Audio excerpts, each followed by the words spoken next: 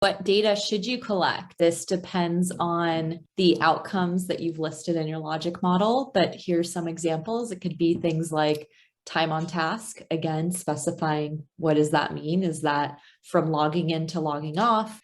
Is it from initial click to maybe you're idle a few seconds?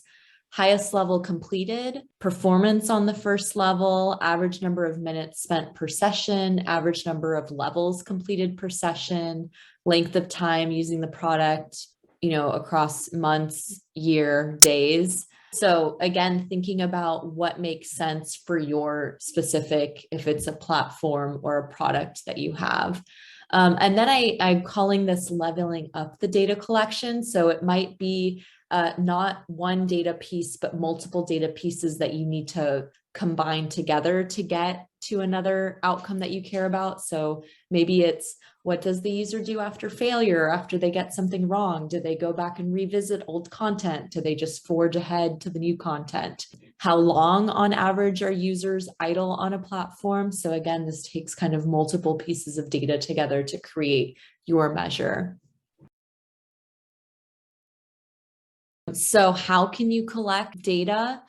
There are programs out there like Mixpanel, which will let you start collecting metrics from your platform. Again, if you go with like a pre-made program like Mixpanel, you are limited by what exactly you can collect. But if you don't have any engineers on your team or you're all strapped for time, this might be a good way to start. Or you can work with your engineers to set up data collection. And most of the time, the output is likely in a CSV or a JSON file. So I tend to like having things in CSV format because then the person who does the analysis, it might be a data scientist you have, it might be a data engineer, or it might be an external researcher. It's pretty easy to manipulate CSV files. So what does it look like? A lot of times you'll have a CSV file with a bunch of rows and columns. And oftentimes you'll get perhaps different data files that you need to stitch together into one big data file. So you can imagine maybe if you're interested in looking at standardized test scores, you might be getting those data from the school, the state, the school district. They're going to give you one set of files.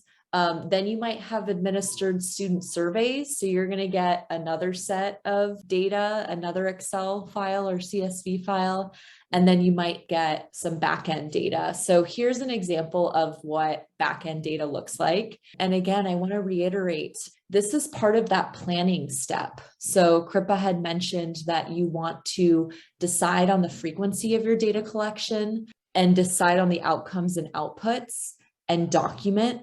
This is something that you're going to be deciding on before you implement it. So you would decide on this with your data engineer or data scientist. So each column is maybe a different variable, and each row is what they call a different event. So you can see here that we have an event code.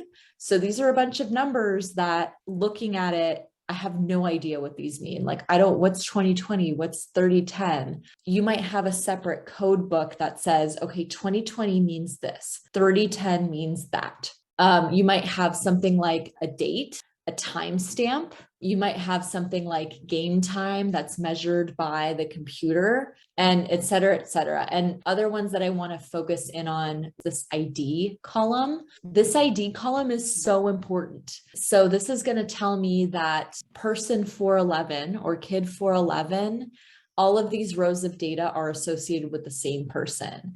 And I'm going to hope that if I have survey data, that I'm using the same IDs for the kids that I administered the survey to with the kids that are doing the backend data, so I can link. So I can say kid 411 on the event log data matches kid 411 with the survey data, so that you can connect those two together. And so you can imagine that these kinds of data files can get really big. So I just showed you, what is it, like 8 rows of data?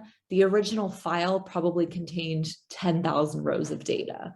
So these things get really big really quickly, and they can get, lots and lots of columns. So yeah, if you want to look at the school level, I just put, maybe your school level data sets, like a lot, only has 3 columns where you have school ID, urban and rural, free reduced price lunch. And then you could have a student level data set that has a student ID, a school ID, again, so you can match the school ID with your other school level data, things like gender, race, ethnicity, age, et cetera, things that you would collect from a survey.